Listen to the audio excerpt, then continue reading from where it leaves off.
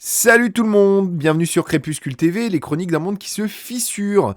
Et ce petit sous-titre, Un monde qui se fissure, est totalement adapté au sujet de la vidéo d'aujourd'hui puisqu'on va traiter du Louvre. Alors vous me direz, David, mais on le sait très bien qu'il y a eu un cambriolage au Louvre, ça commence à dater cette information. Et que, voilà, il y a eu des bijoux qui ont été volés au Louvre, mais c'est pas de ça que je vais vous parler. Non mais David, oui, ok, on sait très bien que la sécurité du Louvre informatique, le mot de passe pour entrer dedans, c'était Louvre. On le sait très bien qu'il y a eu des piratages de données, etc. C'est pas ça non plus. Non, non, je déconne pas. Il y a encore eu un truc au Louvre, signe que, bah, en fait, la France est en train de devenir un pays du tiers-monde. On n'est même plus capable de protéger ce qui représente la France. Il y a beaucoup d'étrangers qui viennent en France, notamment pour aller visiter le musée du Louvre, qui est quand même un des plus grands musées au monde. Et là, vous allez voir, il s'est passé un truc... enfin, j'ai même plus les mots. Si avec ça, on se rend pas compte que la France est en train de devenir une poubelle, je sais pas ce qu'il vous faut.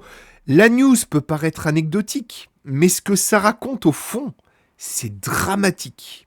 On va voir ça tout de suite. Alors, c'est un article de BFM et qui titre Une salle de la bibliothèque des antiquités égyptiennes du Louvre inondée entre 300 et 400 ouvrages endommagés.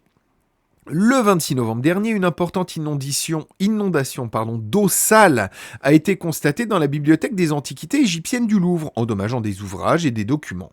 Selon l'administrateur général adjoint du musée, les ouvrages endommagés datent, pour les plus anciens, de la fin du 19e siècle. Alors oui, ce ne sont pas des documents datant de l'Égypte ancienne, mais par contre, c'est une époque où il y a eu un grand engouement pour l'égyptologie.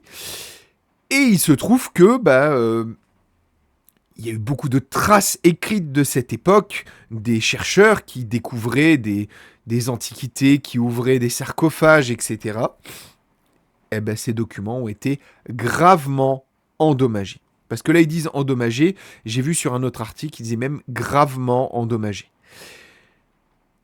Et donc du coup, le 26 novembre dernier, une inondation s'est produite au Louvre, affectant l'une des salles de la bibliothèque des antiquités égyptiennes et endommageant de nombreux ouvrages et documents, a appris BFM TV ce dimanche, confirmant les informations de la Tribune de l'Art. Interrogé par BFM TV, Francis Steinbock, administrateur général adjoint du musée du Louvre, assure que les dégâts concernent entre 300 et 400 ouvrages, c'est énorme, dont les plus anciens datent de la fin du 19e siècle. Ce sont des ouvrages importants, des périodiques, des usuels, des revues d'archéologie. Mais nous ne sommes absolument pas sur des ouvrages précieux qui seraient perdus. Précieux ou pas, c'est le principe. Ça reste des ouvrages qui sont au musée du Louvre. Donc c'est précieux. C'est des documents rares et anciens. Le mec, il fait son taf. Oh, pardon. Le mec, il fait son taf, il minimise, bien entendu. Mais c'est évident qu'il va pas dire que c'est grave. Il joue son poste, le mec. Ces ouvrages ont été sortis ouverts à un travail fin se fait pour déshumidifier page par page à l'aide de papier buvard. Selon le musée, l'incident est le résultat d'une fuite d'eau dans le réseau hydraulique alimentant les équipements de chauffage et de ventilation de la bibliothèque et est dû à l'ouverture par erreur d'une vanne.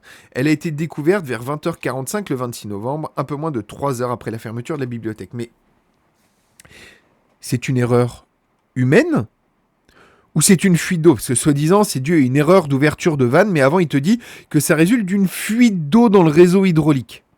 Faut savoir, c'est une fuite ou c'est une ouverture? Dans les deux cas, soit c'est une fuite, et dans ce cas-là, c'est grave qu'un musée comme le Louvre ne soit pas un minimum protégé, parce que là, c'est minime. Mais imaginez si ça avait été des documents très anciens datant de l'Égypte antique. Ça aurait été encore plus dramatique. Mais c'est grave. C'est vraiment très grave. Et si c'est une erreur humaine, mais posez-vous les bonnes questions sur la formation aujourd'hui du personnel qui manipule et qui est à proximité de ce genre de biens précieux. C'est l'histoire de notre pays, c'est l'histoire même de l'humanité. Est-ce que vous vous rendez compte à quel point c'est grave ?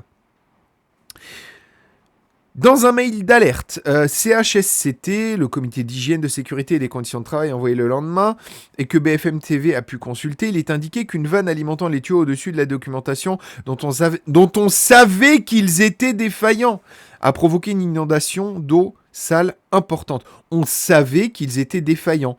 Ça parle de quoi aussi, en plus de tout le reste que je vous ai dit? Ça parle du fait qu'aujourd'hui, on n'a plus les moyens.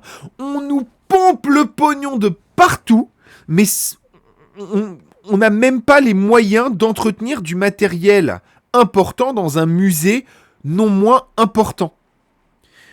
La moquette est gorgée d'eau sale, les bureaux inutilisables. La fuite a été arrêtée lors de l'intervention des agentes E.S.inclusif, d'intervention de nuit. Je tiens à vous signaler la présence en contrebas de la documentation d'un tableau général basse tension dans l'inondation aurait pu provoquer un suraccident grave, ajoute le mail.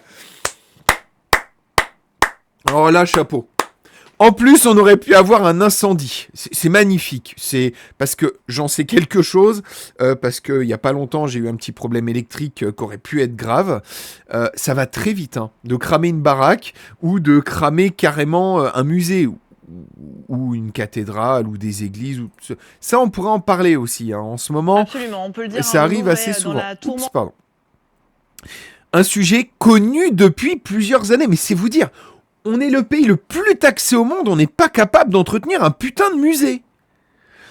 Auprès de BFM TV, Alexandra Cardianou, secrétaire de la section CGT du Louvre, a jugé que la fuite du 26 novembre n'en est qu'une parmi toutes les autres que nous subissons depuis des années dans les bureaux et les bibliothèques. La vétusté des installations techniques, la vétusté bâtimentaire, les manquements concernant le schéma sûreté-sécurité, tout était prévisible car connu de tous et dénoncé depuis des années lors des instances, a-t-elle déploré. Est-ce que vous vous souvenez de ce jeu à gratter qui était sorti, dont Stéphane Bern avait fait la promotion et qui était justement censé rapporter de l'argent pour entretenir les musées, entretenir les châteaux, etc., etc. Eh ben, je sais pas si vous vous souvenez, mais ce pognon n'a pas servi à ça. Il a été détourné par l'État pour payer un nouveau fauteuil à Gérard Larcher, lui payer sa bouffe ou payer les salaires de ministres pendant 3 mois qu'on était là pendant 16 heures, allez savoir. La vétusté du réseau hydraulique en cause était connue depuis plusieurs années, a reconnu Francis Steinbock, et la zone touchée par l'incident fait partie d'un ensemble d'espaces du musée qui font l'objet d'un grand projet de rénovation du système de ventilation et de chauffage à partir du mois de septembre 2026. Voilà. On en est là, les amis, on en est là, notre pays est devenu une poubelle. Et malheureusement, ça va pas aller en s'arrangeant. Certains me diront sûrement dans les commentaires que c'est anecdotique, mais pour moi, quand on en arrive là, dans un musée comme le Louvre, c'est que rien ne va plus. C'est pas possible d'en être arrivé à ce point. Je sais pas ce que vous en pensez. Je serais curieux de savoir dans les commentaires, est-ce que vous en avez rien à péter? Ou est-ce que, comme moi... Alors moi, je le prends avec beaucoup de philosophie et de recul, mais est-ce que, comme moi, vous ne dites pas, mais c'est quand même bien la preuve qu'il y a quelque chose qui merde? Vous me redirez ça dans les commentaires. N'hésitez pas, bien sûr, à vous abonner, liker, partager et surtout à aider la chaîne. Vous allez voir dans la description, vous avez un Tipeee qui est là pour m'aider à augmenter la quantité de travail que je pourrais fournir. C'est très motivant, je vous le cache pas. J'aimerais bien faire de cette chaîne quelque chose de grand, quelque chose qui fonctionne, et vous donner toujours plus de news, que ça puisse occuper un peu mes hivers, parce que j'ai beaucoup de travail déjà, mais si je peux en plus, avoir un petit coup de main de ce côté-là, parce que je suis là pour vous informer, ça serait super. Je compte sur vous. Vous êtes déjà presque 300 sur la chaîne, je vous en remercie, mais il va pas falloir s'arrêter en si bon chemin. Portez-vous bien et à très bientôt pour un nouvel épisode de Crépuscule TV. Salut tout le monde!